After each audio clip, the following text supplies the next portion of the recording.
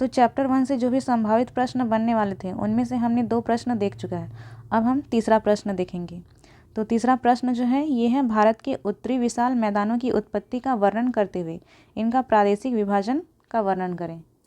तो पिछले 2 प्रश्नों में हमने भारत का पूरा भौतिक विभाजन देखा और हिमालय का उत्पत्ति तथा इसका अनुदैर्ध्य विभाजन या विस्तार।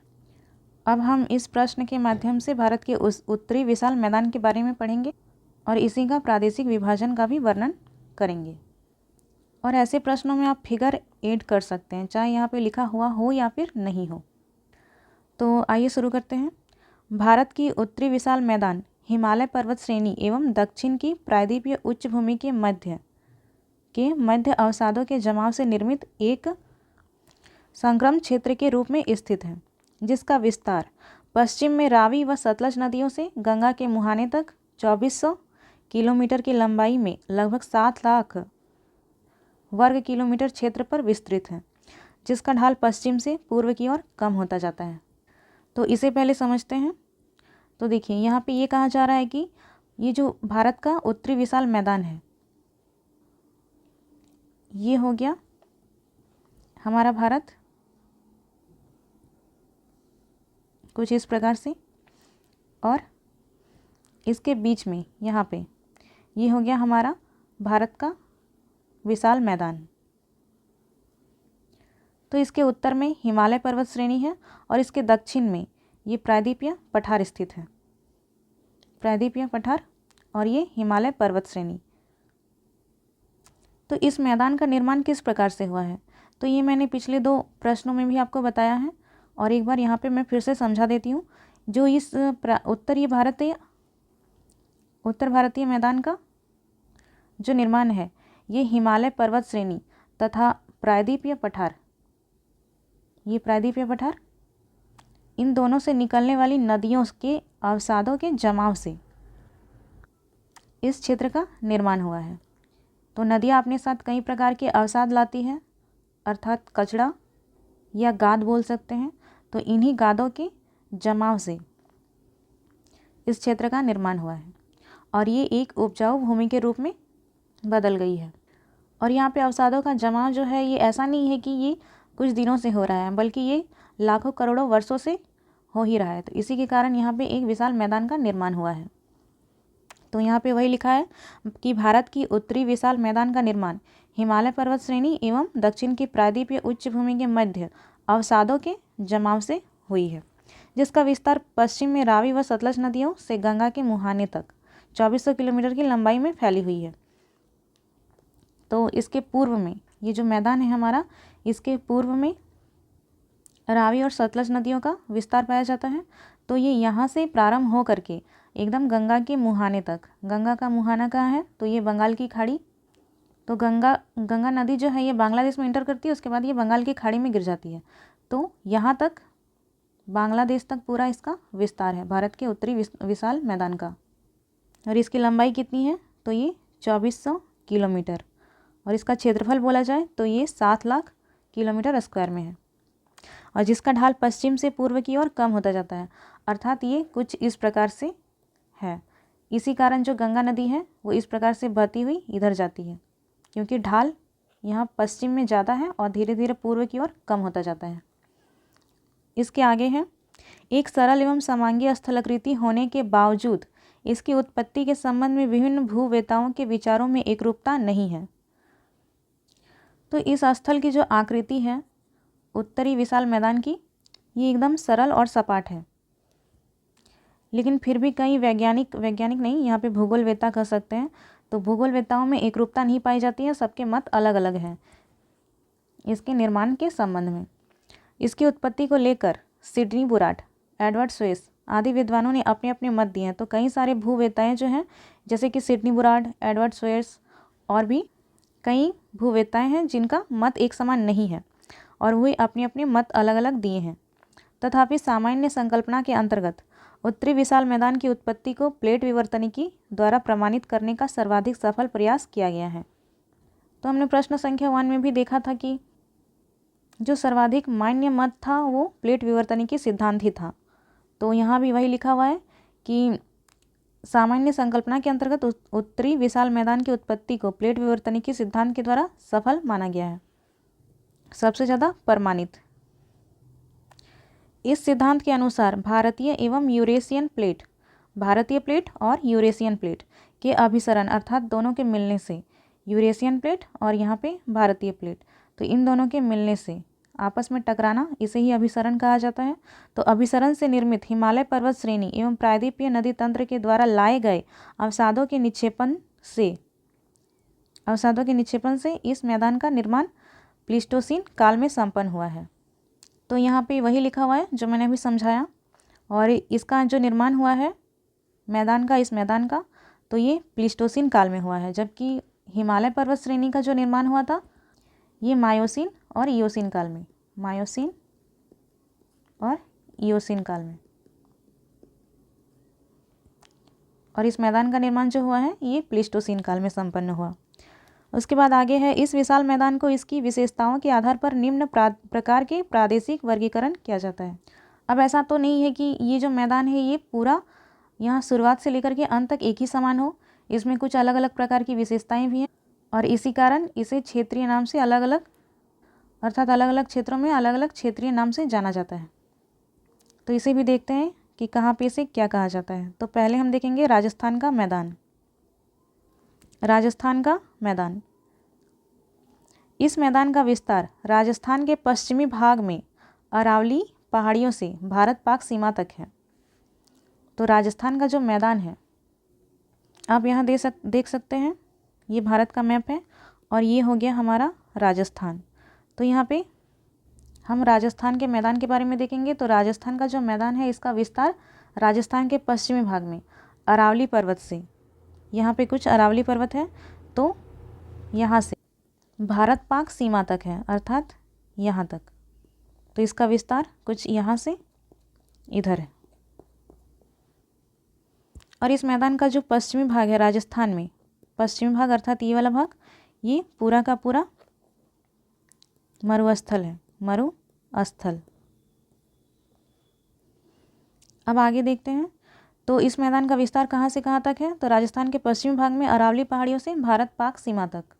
इसका पश्चिमी भाग मरुस्थलीय क्षेत्र है एवं अरावली से सटे पश्चिमी भाग राजस्थान में बांगर के नाम से जाने जाते हैं। तो अरावली पर्वत श्रृंखला जो है इसके आसपास का जो मैदान है ये बांगर के नाम से जाना जाता है। बांगर अर्थात पुरानी जलोढ़ मृदा। यह मैदान एक लंबे समय तक सागर में अवतलित रहा था, जिस कारण यहाँ कहीं खारे झील भी पाए जाते हैं। तो ये जो मैदान है राजस्थान का मैदान, ये हमारा राजस्थान का मैदान यहाँ पे, तो ऐसा नहीं है कि ये हमेशा से भूमि ही था, यहाँ पे एक विशाल सागर हुआ करता था और इसी कारण यहाँ पे बहुत सारे झील भी पाए जाते हैं।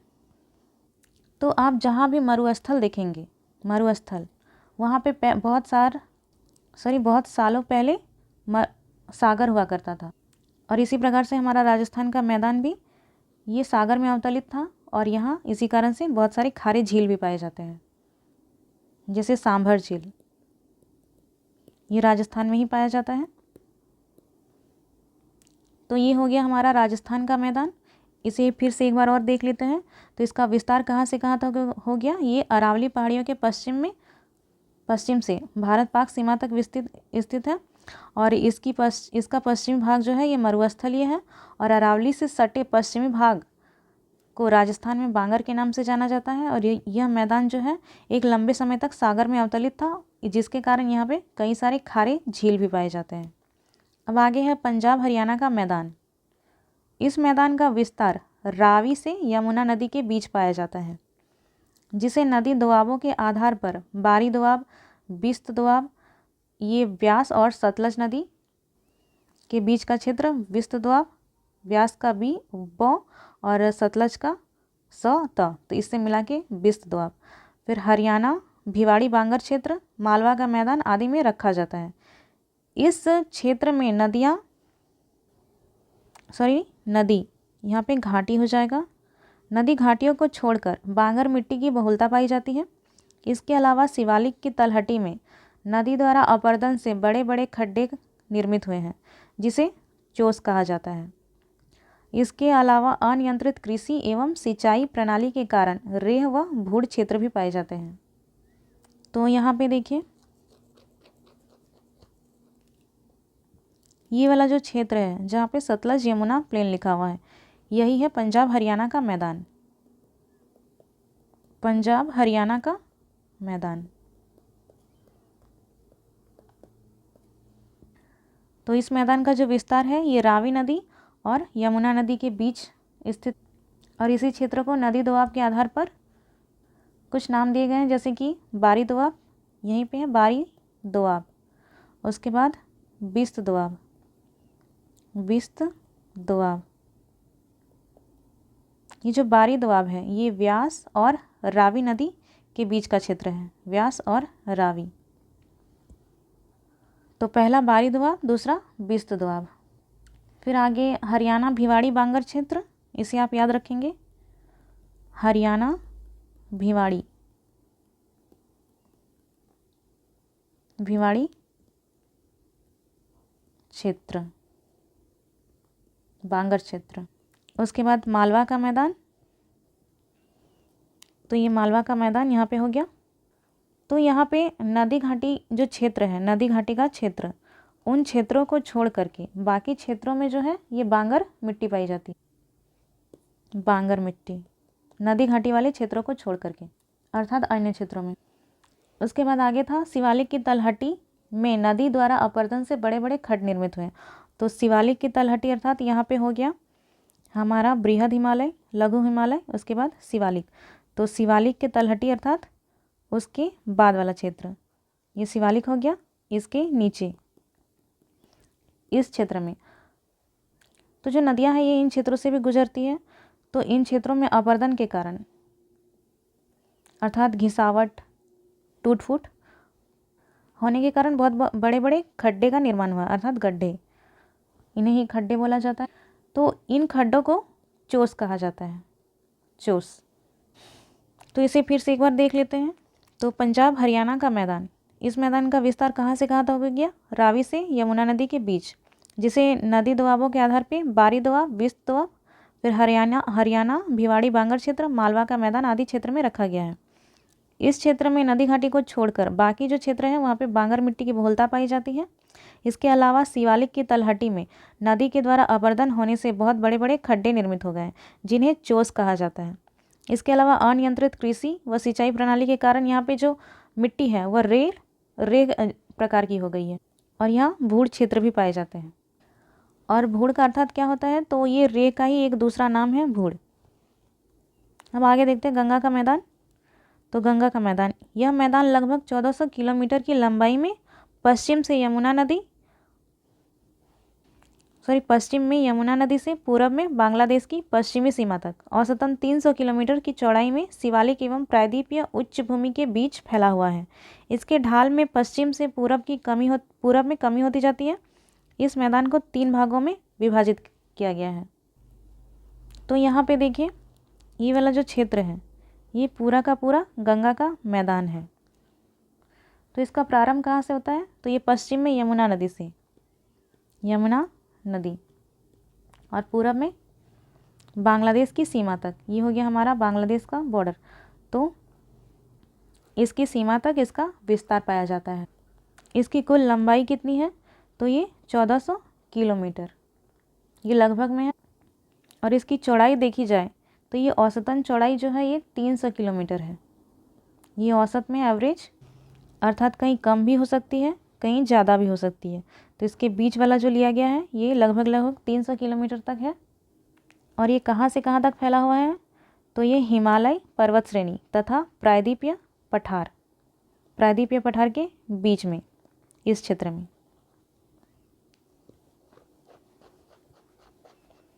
और इसे भी 3 भागों में बांटा गया है फिर से। तो देखिए ये ऊपरी गंगा का मैदान हो गया, इसके बाद ये मध्यवर्ती गंगा का मैदान, और ये निम्न गंगा का मैदान, upper Ganga plain, middle Ganga plain और लोअर गंगा प्लेन। तो गंगा के मैदान की जो लंबाई है ये 1400 किलोमीटर है, और इसका प्रारंभ यमुना नदी से पश्चिम में यमुना नदी से पूरब में बांग्लादेश की सीमा तक है। इसकी औसतन चौड़ाई जो है ये 300 किलोमीटर है, और ये जो क्षेत्र फैला हुआ है ये शिवालिक और प्रायद्वीपीय उच्च भूमि के बीच फैला हुआ है, और इसका ढाल जो है ये पश्चिम से पूर्व की ओर धीरे धीरे कम होती जाती है, और इसे फिर से पुनः 3 भागों में विभाजित किया जाता है। तो आइए इन 3 भागों को देखते हैं। तो 3 भाग में से पहला जो भाग है ये ऊपरी गंगा का मैदान, दूसरा है मध्य गंगा का मैदान, तीसरा है निम्न गंगा का मैदान। तो पहले हम देखेंगे ऊपरी गंगा का मैदान। तो पहला है ऊपरी गंगा का मैदान।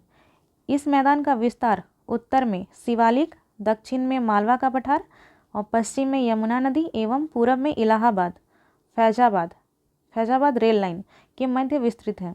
इस मैदान से होकर प्रभावित होने वाली प्रमुख नदियों में घाघरा, राप्ती, रामगंगा, हिंडन इत्यादि प्रमुख हैं। इसे गंगा यमुना दोआब क्षेत्र, रुहेलखंड मैदान एवं अवध मैदान उप विभागों में भी विभाजित किया गया है। आर्थिक दृष्टि से यह क्षेत्र कृषि क्षेत्र में एक संपन्न क्षेत्र माना जाता है। इसी कारण से सबसे ज़्यादा जो कृषि क्षेत्र में उत्पादन होता है ये उत्तर प्रदेश में होता है, क्योंकि यही वाला क्षेत्र जो है ये ऊपरी गंगा का मैदान है। तो ये हो गया हमारा ऊपरी गंगा का मैदान, अपर गंगा प्लेन। तो इस मैदान के उत्तर में कौन सा पहाड़ हो गया, कौन सा पर्वत श्रेणी? शिवालिक। दक्षिण में इसके मालवा का पठार,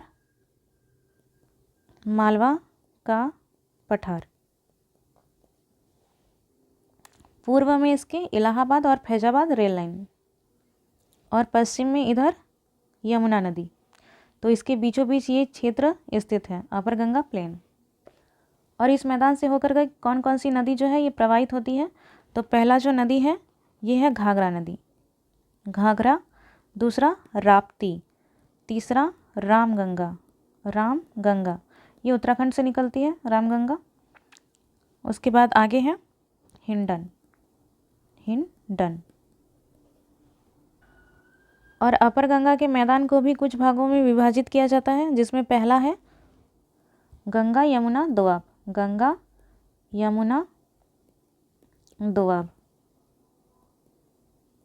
फिर रुहेलखंड का मैदान और अवध का मैदान। ये ऊपर गंगा मैदान का अलग अलग पार्ट है।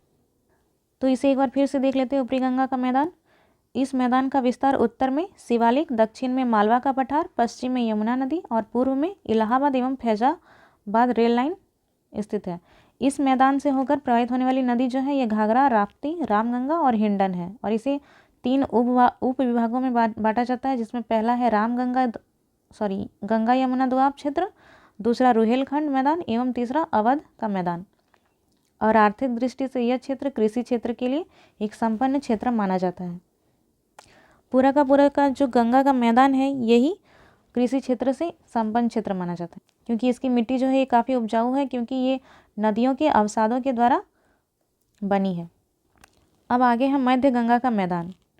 तो इसमें क्या कहा गया है?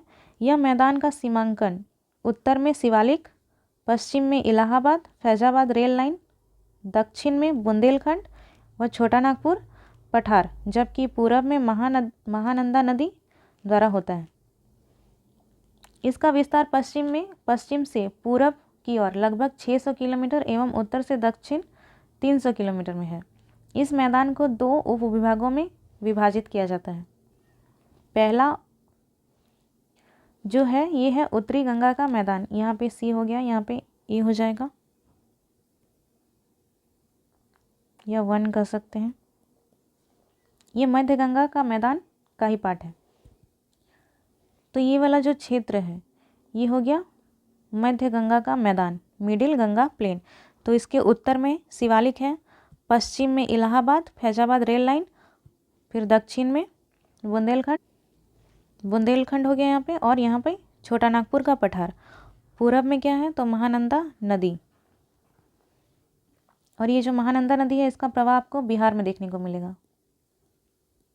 बिहार, इसकी लंबाई कितनी है? तो पश्चिम से पूर्व की ओर इसकी जो लंबाई है ये 600 किलोमीटर है, और उत्तर से दक्षिण की ओर इसकी जो लंबाई है ये 300 किलोमीटर है। और इसे भी 2 भागों में बांटा जाता है, जिसमें पहला जो भाग है ये है उत्तरी मध्य गंगा का मैदान, उत्तरी मध्य गंगा का मैदान, और नीचे दक्षिणी मध्य गंगा का मैदान। तो मध्य गंगा का मैदान, तो इसका जो सीमा के उत्तर में है शिवालिक, पश्चिम में इलाहाबाद फैजाबाद रेल लाइन, दक्षिण में बुंदेलखंड और छोटा नागपुर पठार, जबकि पूरब में महानंदा नदी। और इसका जो विस्तार है ये पूरब से पश्चिम की ओर लंबाई में 600 किलोमीटर है, उत्तर से दक्षिण की लंबाई ये 300 किलोमीटर है। और इस मैदान को 2 भागों में विभाजित किया जाता है, जिसमें पहला भाग है उत्तरी मध्य गंगा का मैदान और दूसरा जो भाग है यह है दक्षिणी मध्य गंगा का मैदान। तो उत्तरी मध्य गंगा का मैदान का क्या क्या विशेषताएं हैं तो देखते हैं इसको। इस मैदान का विस्तार घाघरा, गंडक, बूढ़ी गंडक, बागमती, कोसी नदियों के क्षेत्र में है, जहां प्रतिवर्ष इन नदियों के द्वारा नवीन जलोढ़ मिट्टी का निक्षेपण होता रहता है। यद्यपि ये बाढ़ कभी कभी आपदा के रूप में भी परिणत हो जाते हैं। तो उत्तरी मध्य गंगा का जो मैदान है इसका विस्तार घाघरा नदी, गंडक नदी, बूढ़ी गंडक नदी, ये गंडक बूढ़ी गंडक ये बिहार में स्थित है। उसके बाद बागमती, कोसी ये सभी नदियां जो है ये बिहार में है। और इन्हीं के बीच का क्षेत्र जो है ये उत्तरी मध्य गंगा का मैदान है। और यहाँ पे इन नदियों के द्वारा हमेशा हर वर्ष नवीन जलोढ़ मिट्टी लाया जाता है और इन क्षेत्रों में इसी का निक्षेपण होता है अर्थात जमाव होता है, जिसके कारण ये क्षेत्र भी काफ़ी उपजाऊ है।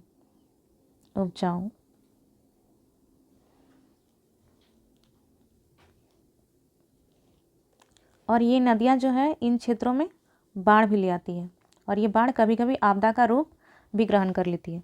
इसके बाद जो दक्षिणी मध्य गंगा का मैदान है इसके बारे में देखते हैं।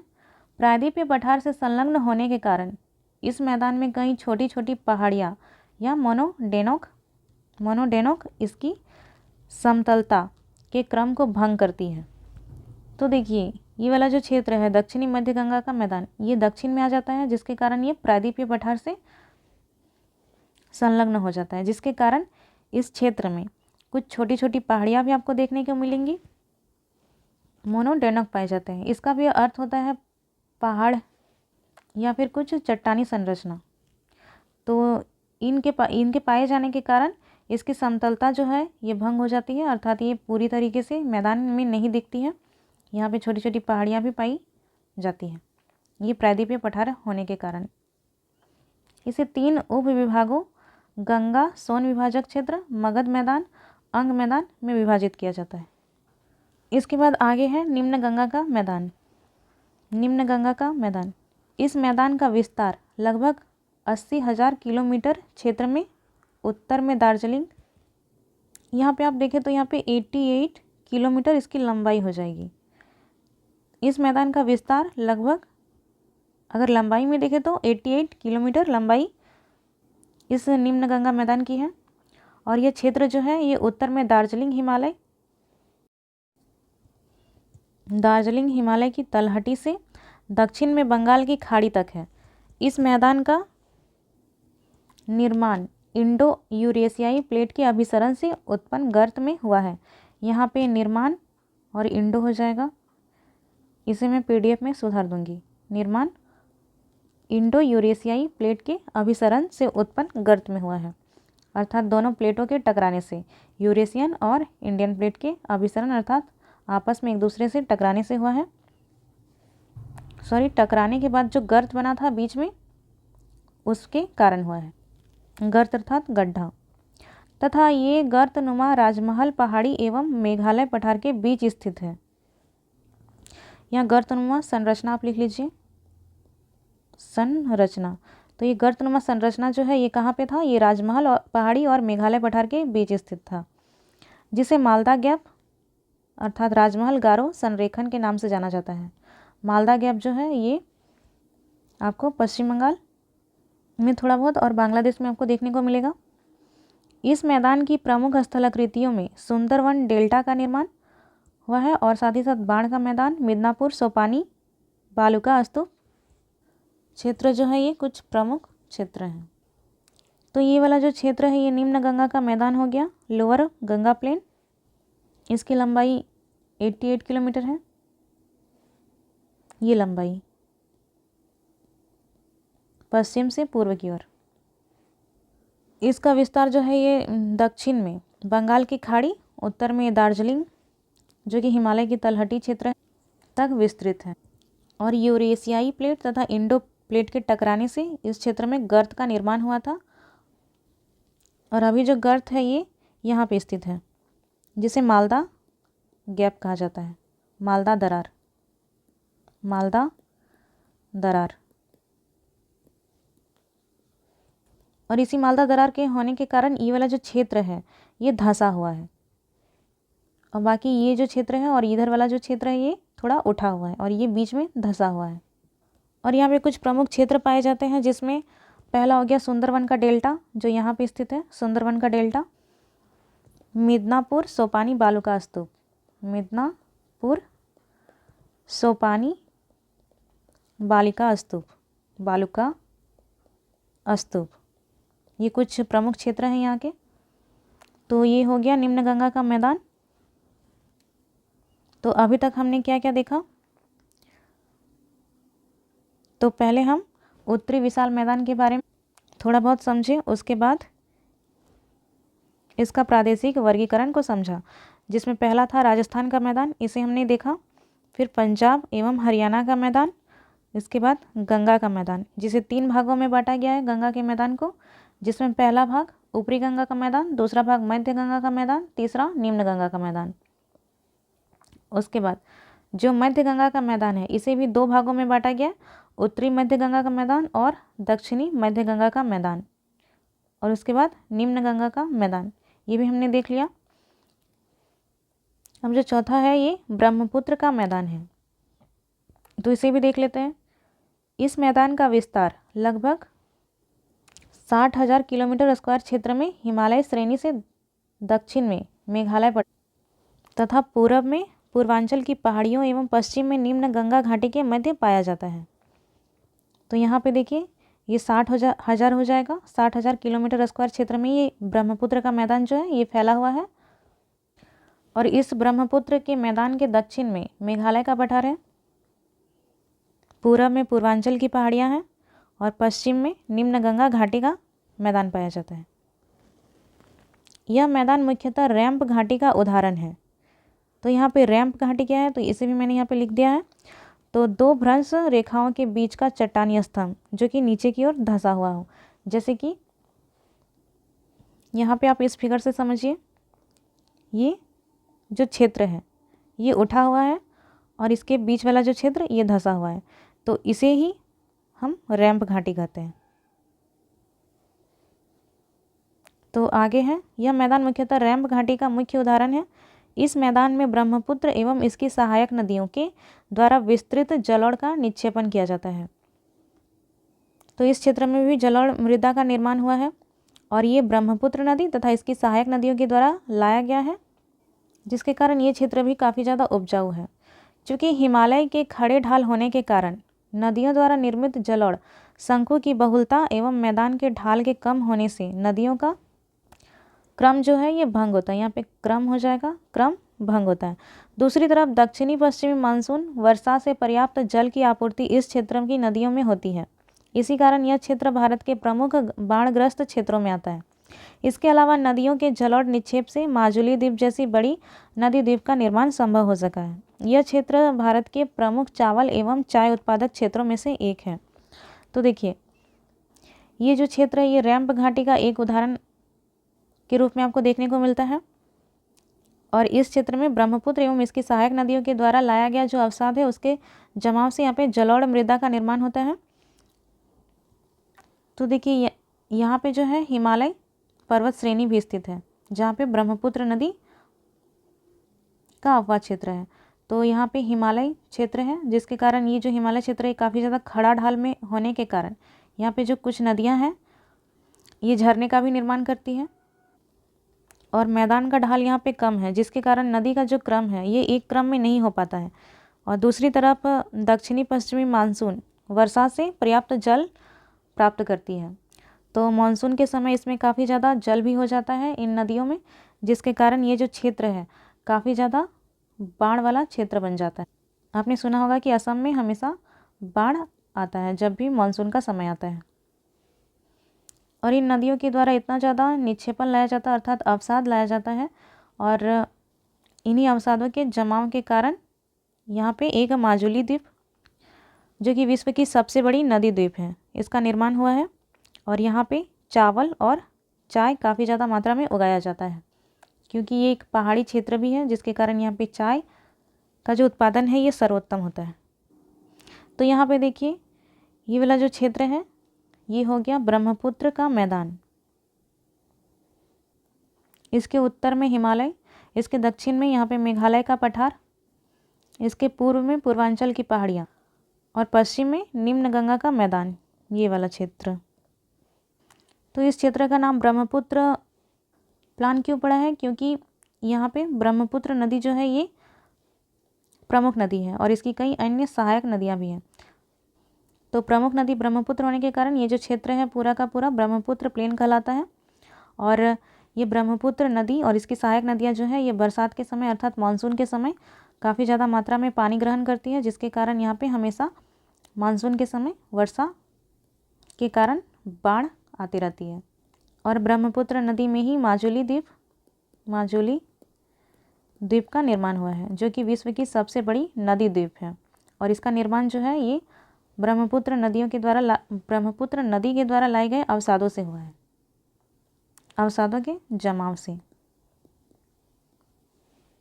और इस क्षेत्र में चाय और चावल की काफ़ी ज़्यादा उत्पादन किया जाता है, चाय और चावल।